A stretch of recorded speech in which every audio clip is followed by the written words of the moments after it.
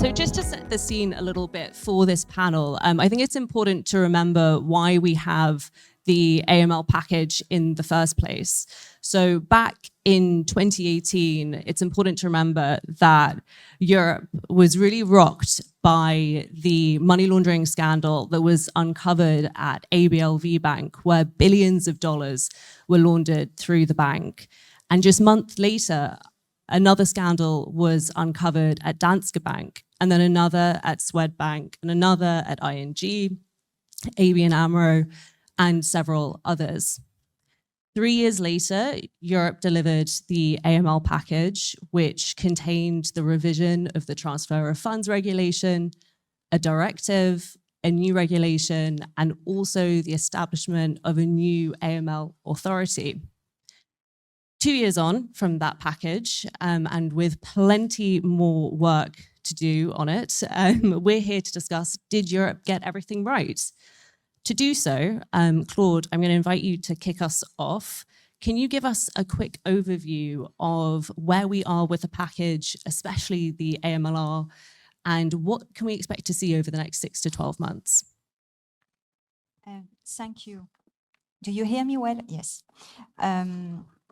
So, as you said, 2 years ago, the Commission adopted a very comprehensive package composed of 4 acts. One of them was the recast of the transfer of fund regulation. And this part of the package has already been agreed by the co-legislator at the political level last year. And it was published in the official journal in June this year, and it will start to apply. So it entered into force already, and it will start to apply at the end of next year. So this is already a big achievement. I will come back on the content of that, but let me give you an overview of what the package entails. So there was the transfer of fund regulation recast.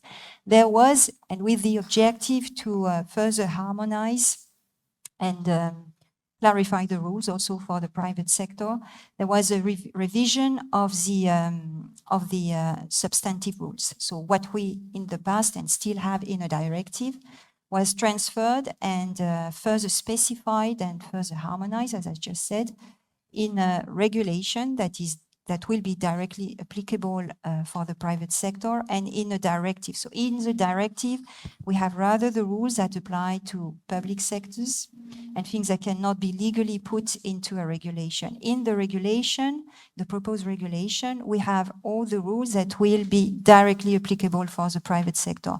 So everything, who is an obliged entity? So who is subject to AML requirements? What are those requirements? And in particular, customer due diligence that was mentioned before, as well as the obligation to report suspicious transaction to the authorities, or the necessity to keep records so that authorities can go back to certain transaction, that type of things. All that will be in the regulation. And last and next to that, we have, with this review and with this legislative package, not only looked at the substantive rules, but also look at the institutional setup. And going forward, there will be a new authority, a European authority, that will be in charge of directly supervising, for AML purposes, the riskiest entities in the EU. So in a nutshell, that's a package, what it is made of. And where we are, I said that TFR, so the transfer of fund regulation, has been agreed already. And the rest of the package is currently, at this juncture, in a negotiation between the Council and the Parliament. And the 2 co-legislators are very determined to find an agreement under this legislature, which means under the next election of the European Parliament, so before May next year. That's where we are. Thank you. That's a very helpful overview. So digging in a little bit on what is finalized and what we know is going to happen, the TFR, as you say, was passed earlier this summer. Charlotte, as an entity that will have to comply with the TFR, where do you think Europe landed with it, and how does it compare to implementations of the travel rule around the world? Hi, everyone. Yeah, that's a great question. And I think it's an interesting one because obviously Europe was sort of the first ones to take the plunge, and sometimes that that pays off, and sometimes it doesn't. And I think first to take the plunge, but actually, if you look around the world, implementation-wise, already you've got the UK ahead of them, you've got Singapore, and I think that this might be an issue for Europe because they've come in and others have been able to look at what they've produced, what they've said, and maybe been able to adapt that to their own benefit. I think that reflects on things like the Sunrise issue as well. How are you going to deal with that? How and move forward with that as well with implementation sort of all over the world completely different. And I think it's challenging as well because obviously Europe took such a narrow view compared to the rest of the world, and with its the no de minimis limits. And I think once more jurisdictions sort of take on the travel rule, I think Europe has got potential to come under a bit of concern just because of implementation, sort of the more operational side of things, what solutions people are going to provide and how it's all going to be aligned with the rest of the world. That being said, that is a global issue. I know you've got people like Nota Bene producing solutions. I think Coinbase themselves, Binance, we also have a solution, and it's just getting those together and making sure that the implementation works. And I think these operational challenges are ahead of us. I still think there's no one right solution, and I think Europe needs to be aware of that, and perhaps with its sort of more stringent rules, take that on board. Thanks for that, Charlotte. I mean, we were talking in the last two panels about the challenges of harmonization across 27 member states. With the travel rule, we're trying to harmonize across, over nearly 200 countries, which is always going to be a big challenge.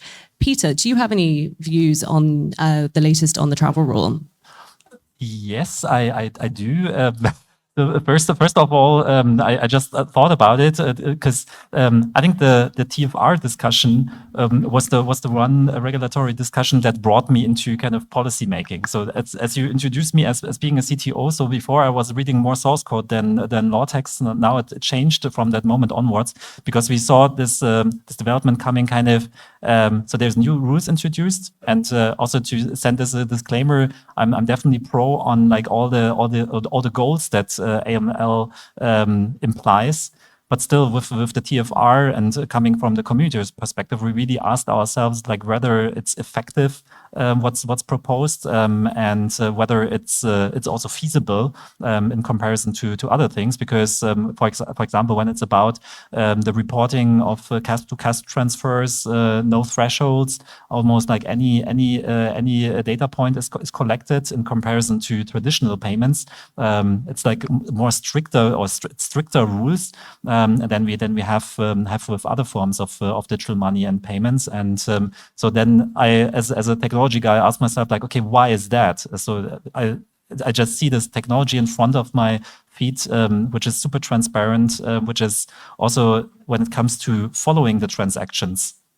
It's way more superior than anything else we had before. So it's not the last person who like initiated the transaction and kind of the recipient that I know. It's potentially a lot of more transactions that I can associate with a transaction. I can see the history and have all that transparency. And when it's about now kind of collecting all the data, in the end, then also duplicating data. So the data is, at least from the transactions, is available on-chain, on a permissionless blockchain. It's available to everyone, so everyone can read them. So there's, from my point of view, no need to duplicate it. But at the same time, so if we enrich that data with additional information, especially the beneficial owners and the initiators, so we really create data honeypots that, if they are hacked, can really bring serious problems to the people who are affected by those hacks, because kind of correlating let's say, the address of a person with like a wallet address and kind of the amount of cryptocurrency you own. I think that's a pretty bad combination for that people being affected. So in the end, so what's the consequence? Of course, we involved ourselves, and I think it became like a manageable regulation for the whole space, showing a certain direction, which I think like all the players who want to kind of like play the game kind of in a regulated way can still anticipate and develop into. But my hope would have been that we can apply the principles, the core principles of the technology, and also the abilities that we have, and we're going to talk about that also during like the second part of the panel. So I really believe that we could have built, or maybe we still can build a different AML regime, which maybe is way more effective than the one we were currently building. And maybe as a last comment, so I heard from people who are now even trying to bring the TFR in front of the European Court of Justice with the argumentation that it's kind of like the data collection speaks against kind of the rights of being a European. I don't know. So I'm not a law person. I can't judge if this makes sense or not. But I think it's just a signal. So I'm seeing it more proactively. So I think we can build a much better regime, and I think that's what the conversations, at least also when it goes to future AML regulation, where kind of technologists and regulators need to involve each other so that we actually find something which is more effective. Absolutely. And this challenge that you bring up that I think is in Belgium or the Netherlands, but we're also seeing a similar challenge in the UK as well. So it sort of shows that even elements of the AMLP that we thought were cemented and finalized may also still have a little way to go. But you alluded there, Peter, to what's next, and that's the negotiations on the AMLR. In the current draft that we've seen, and of course within MiCA, we know that the AMLR will be much more prescriptive than what we have at the moment, and it will impact a much wider group of crypto asset entities within the ecosystem than ever before, and is also likely to introduce a prohibition on any anonymizing technologies or services provided by crypto asset service providers. Charlotte, turning to you first, and just for tech people, we can no longer see the screen. What are the risks and opportunities that you see in the AMLR for Europe's crypto asset ecosystem? So, I mean, as you say, Isabella, it is very prescriptive. I think it's taking on as well, I think, sort of the eyes of TradFi, and it's not looking at the technology and, as Peter said, the sort of the wider uses of it and what it's good for, and actually sort of looking into, the bigger picture here. What is it? How can it be used? And I think the intricacies of crypto haven't been looked at in the right way here. That being said, I think it's really important, and everyone in the room, I'm sure, can agree with me, that regulation is key. It is key to protect consumers, but not only that, to protect the industry, to show, these flows of illicit funds that are, potentially going through the money laundering, it's damaging to our reputation in crypto. And I think actually having these laws in there is a good thing. That being said, they are prescriptive, in particular, the rules towards self-hosted wallets. There is a multitude of ways we use them and how they're beneficial to individuals. And I think, they're a gateway to innovation, Web3, and it's something that perhaps has not been acknowledged and talked about as much as it should. Charlotte, would you just mind expanding on what those potential rules for self-hosted wallets could be? So yes, of course. So they are looking to put essentially what would be a ban on the use of self-hosted wallets. So that would mean that peer-to-peer transactions wouldn't be able to happen. You would have to go through a centralized exchange. Now, that being said, coming from a centralized exchange, people might think that, okay, that's beneficial to people like us.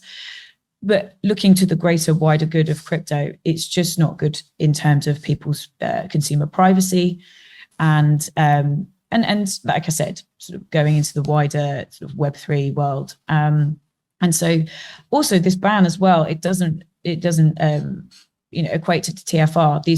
The two of them, it needs to match up. They need to align, and I think perhaps more talks need to be had on this to really iron out what it is they're trying to achieve, and whether actually money laundering through self-hosted wallets is even that prominent. I think and sorry to mention Chainalysis, Isabella, rather than you guys. I'm sure you've done the research as well, but I saw Chainalysis said, I think the movement of illicit funds through things like hosted wallets is very low, and actually people use them as storage banks. And I think these are things that need to be taken on and kept in mind when addressing these issues. Thanks for that, Claude. I have to give you an opportunity to respond to the point on self-hosted wallets. What is the EU seeking to achieve there? Thank you. So I want to come back on TFR and on AMLR, because I've seen that we went from one text to the other and one set of requirements to the other. So to focus first on TFR, the Commission proposal was, what the Commission did with the proposal on TFR is implementing the FATF rules, not more, not less. And then it underwent the legislative process. In Europe, we are a democracy, and there's a European Parliament, and member states sit and discuss to agree on the content of a Commission proposal. And in that process, they decided to add, to be more prescriptive and take away the threshold. That was, I mean, the concern and the reason why the threshold was taken away was that it's mainly related to the financing of terrorism.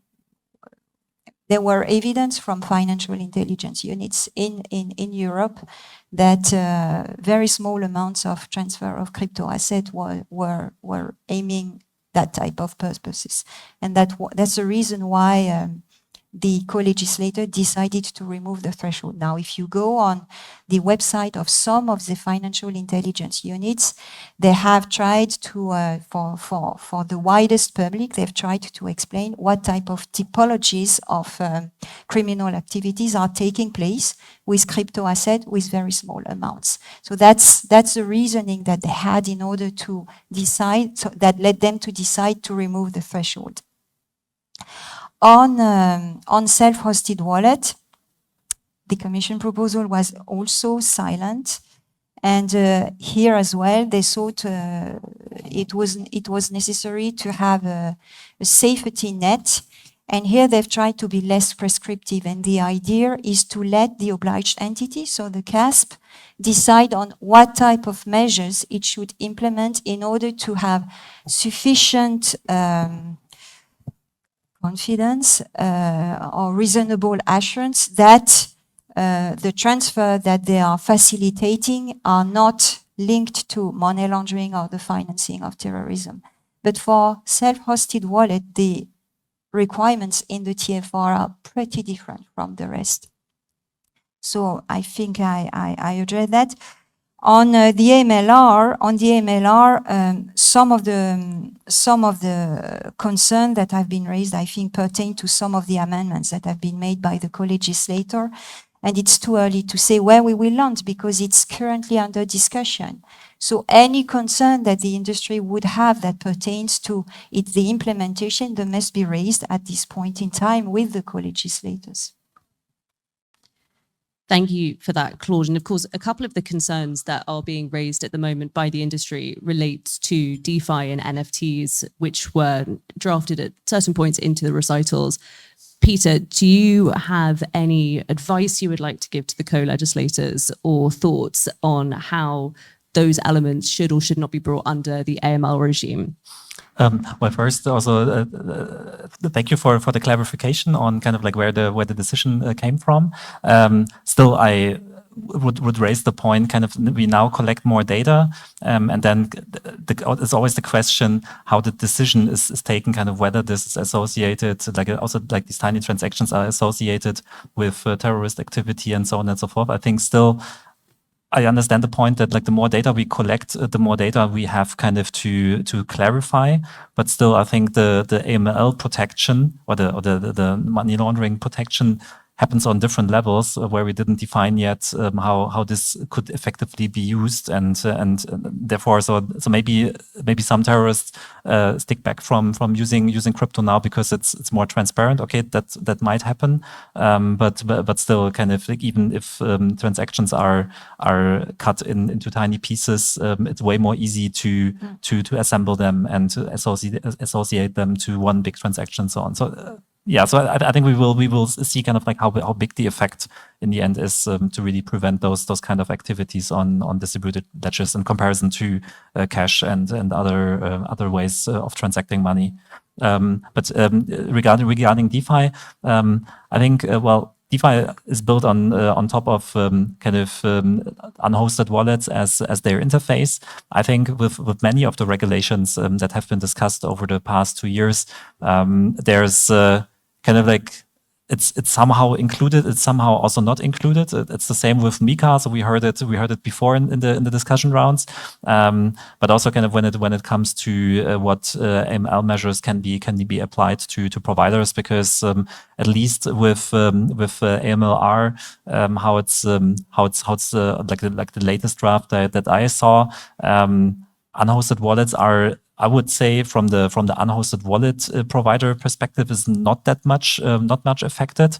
But still, I think the question is whether we want that in the future. And I think when it comes about the future, we really need to find the right way of doing that. And from my point of view, we can really make a difference if we apply different technology elements that we find within the space. So there's, I think, a lot of research around digital identity. I know it's also a buzzword. So when is digital identity coming? Haha. Okay, so it's coming for the last 5 years. But I think there's a lot of interesting approaches coming from that direction, and at the same time, also another buzzword from the crypto community. It's like zero knowledge as a technology, and from my point of view, it would be very interesting to see whether we can build, let's say, a more effective AML regime, for example, applying digital identity and zero knowledge to unhosted wallets. How would it look like for the non-technical people here in the room? I could kind of, like let's say an obliged person, for example, a bank, could issue a private digital identity, which is a token that's inside a wallet. It's probably even soul bound, kind of bound to the wallet address, and it can contain certain signed information. For example, is this person on a PEP list or not? And so these kind of credentials can be stored within this digital identity, which then results into, for example, when somebody makes a transaction, you can call that identity, ask the identity, are you on the PEP list? And it can verify that it's not on a PEP list. And it's kind of like these. I think we need to play a lot more with those ideas, because I think if we can have kind of access to, like with any transaction that we do, like either it could be CASP to CASP, CASP to wallet, wallet to wallet, whatever. It's self-sovereign, so kind of this data lives with the individual. It's non-public, but it's still queryable, and we kind of can automate transactions and kind of make calculations and decisions based on these things, and maybe even when it comes to really AML practice. So kind of inside a bank, like if there's like a huge amount of money that comes in where you don't know where it's coming from, you ask the customer, okay, where's it coming from? And then you declare, and maybe it's a good reason, maybe it's a bad reason, then a decision is made. You could even implement such processes with a decentralized messaging protocol. So you could ask, kind of like send a message to the wallet address, hey, where's the money coming from? There's a declaration, maybe a proof that you can provide. And I think it's, so I wouldn't say that it's not my job to kind of propose like a full working system. So I should start another company maybe. But I think it's interesting kind of to bring in the perspectives of the different parties. And I think in society, we want AML, so at least that's my view. But let's make it work. And I think technology and policy making can really fit into each other. Absolutely. And I think sometimes it's a little overlooked within the current draft of the AMLR that it does support the use of remote onboarding, bringing the FATF guidance on digital identity into the EU's AML regime. And it also does speak about innovation and being positive and trying to bring as much of that in as possible. It's maybe one or two sentences within the recital, but it is there if you look for it. In terms of sort of positives that are coming out of the AMLR, we can sometimes, I think, focus a little too heavily on the negatives. Claude, we will have lots of changes for public sector entities. We will have this new authority. What are some of the opportunities you see maybe for supervision across crypto assets in Europe? The proposal to have a new authority will aims at facilitating cooperation between supervisory authorities. So the objective is that, and I think most CASP are, by definition, if I can say so, cross-border entities. They operate cross-border, so they are within the category of entities that will most benefit from better cooperation and convergence into what the supervisors are expecting, checking, and so that's really that's the main objective of AMLA. But to do so, AMLA will have a set of powers. So it will have direct supervisory powers in the financial sector. And when we talk about financial sector in that context, it means also crypto asset service providers.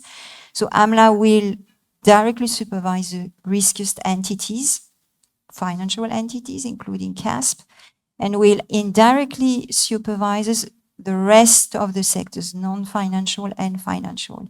And next to that, AMLA will coordinate the work of supervisory authorities, but also of financial intelligence units. So here again, being part of what we call cross-border joint analysis. So when financial intelligence units in different member states are carrying out investigation, then AMLA will be able to take part into that and will facilitate that.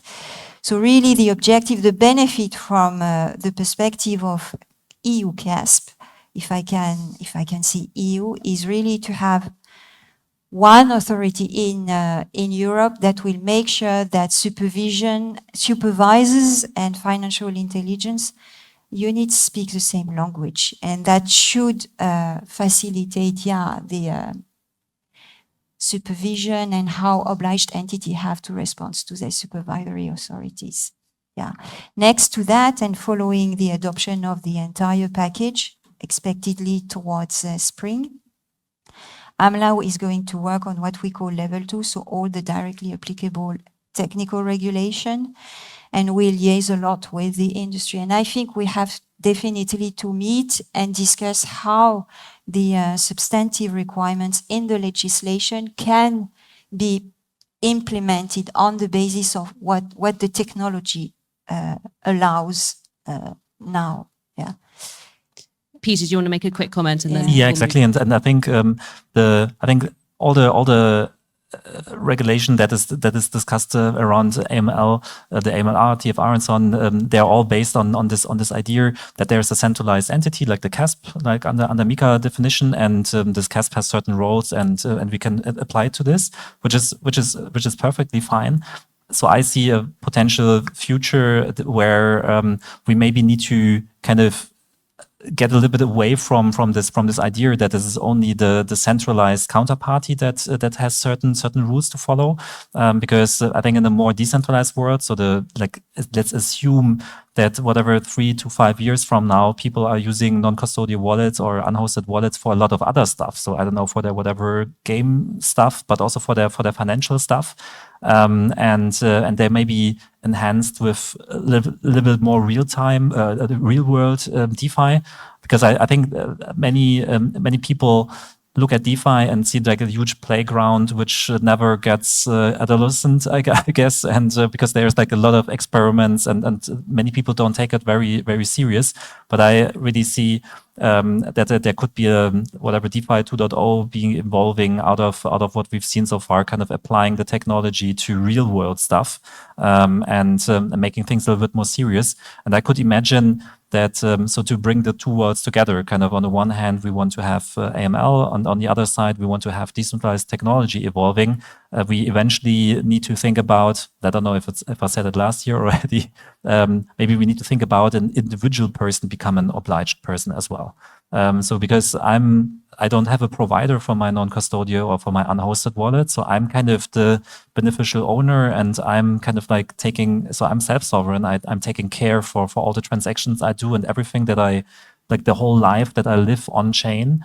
And maybe we need to think certain rules also from that perspective. So maybe, I don't know, that individual, like the self-sovereign obliged person needs to make sure that the data is accurate and that it's updated in certain time frames, and maybe also verify certain transparency and so on. And maybe this is an addition that we need to provide, because I think if we just try to build upon let's say the architecture that we had so far, kind of with a centralized counterparty, that's too easy, and we might not be able to leverage also all the opportunity that comes from decentralized technology. And therefore I think this is like, I could imagine that whatever 5 years from now, we have different regimes, and there's kind of, they're building on top of each other and sharing certain goals and implementations. But we definitely need to have also a regime which is more embracing for the decentralized nature of the life that we can build on chain. Absolutely, because if we all become obliged entities, we won't have time to do anything else, which will be problematic. And also, we have a question in from the audience. If you have any others, we've got a few minutes left, do send them in, asking around whether excessive, which I don't know if that's a fair word, AML requirements would cause different parts of the crypto ecosystem to move out of Europe. Charlotte, I want to turn to you and also ask, as we move to the end of this panel, sort of thinking about, did Europe get everything right? When we zoom out and think, actually, what are we trying to achieve here with the AML package in terms of combating financial crime, reducing human harms, and ensuring financial integrity? Are we doing that with these requirements for crypto assets? If we are too much, are they pushing businesses to more non-compliant jurisdictions? Did Europe get everything right? So I think that's a very hard question to answer. I think the AML package itself is a deterrent, and it's a really good start. And I think money laundering is just a drop in the ocean when it comes to financial crime, cybercrime, hacks, rug pulls, pig butchering. All of those are things that need to be addressed, and I'm sure they will be.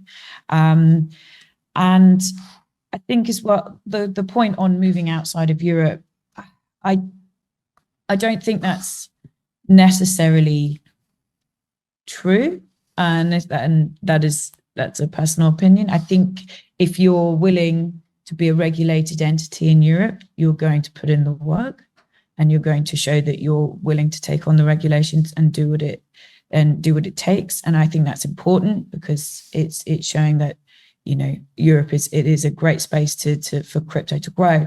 And so I don't think they'll necessarily be moving out. And I think as well, perhaps there is the point of people perhaps moving to sort of more illicit ways of doing things. If the self-hosted wallets are banned, but there's the option for people to maybe to go to other sort of unregulated options.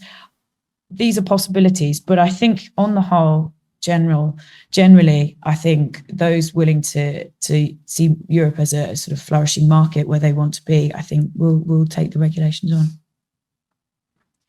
Thank you. And you raise a really good point there about other types of financial crime. As we know, money laundering is one crime that crypto is exposed to, but according to TRM research, it's really, and you mentioned investment scams and frauds make up a vast majority of the illicit financial flows we see in crypto. And to some extent, those will be covered by other packages. MiCA, for example, with disclosures and white papers should hopefully weave out a lot of the bad actors, and also potentially with PSD3, improvements to strong customer authentication. If we also have Peter's dream of really good digital IDs, maybe fraud and especially APP frauds will be reduced in the space. Turning to both Peter and Claude for the final words, when we look at everything that we have in the AMLP and also the illicit finance threats facing crypto assets, do we think that Europe has got everything right? Claude, I'll start with you first. Well, if you ask me, I'm going to tell you yes. Absolutely, financial crime, it's going much beyond AML per se. There's a range of things that have been done. So if we look about financial crime related to crypto asset, then there is, of course, in the first place, MiCA to regulate the market, and then AML to help to make it difficult that money that is coming from crime is easily laundered. And then you also have other things such as PSD3, which aims at protecting customers, and you have also things that are non-legislative, like all the work stream on financial literacy, so helping people understand what they do when they want to invest their money, and so that they don't get scammed. So there's a whole range of things, and if you put all those things together, I think we're going into the right direction, definitely. We're also learning as the market is evolving and technology is also evolving. And that's also why we have in all those pieces of legislation, be it MiCA or AML, we have reviews 2 or 3 years down the road. In the cases of TFR, it's even 18 months.